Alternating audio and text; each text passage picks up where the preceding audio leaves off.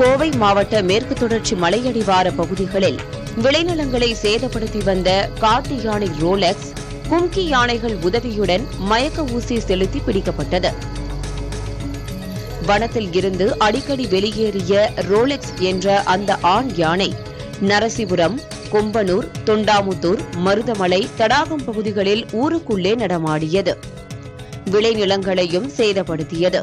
இதனால் அச்சமுற்ற பொதுமக்கள் ரோலக்ஸை வனத்துக்குள் திருப்பி அனுப்புமாறு அரசிடம் முறையிட்டனர். சில மாதங்களுக்கு முன்பு நரசிம்மன், முத்து ஆகிய கும்கிகளின் உதவியுடன் ரோலக்ஸை பிடிக்கும் முயற்சி தோல்வியுற்றது.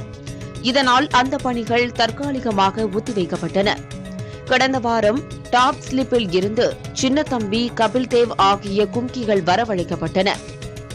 நேற்றிரவு முதுமலையில் இருந்து வசீம், பொம்மன் ஆகிய கும்கிகளும் வரவழைக்கப்பட்டன. இந்த 4 கும்கிகளின் உதவியுடன் இன்று அதிகாலை தொண்டாமுத்தூர் இச்சிக்குழி அருகே காட்டு யானை ரோலக்ஸுக்கு வனத்துறை மருத்துவர்கள் மயக்க ஊசி செலுத்தினர். 4 கும்கிகளின் உதவியுடன் வனத்துறை வாகனத்தில் ஏற்றப்பட்டது.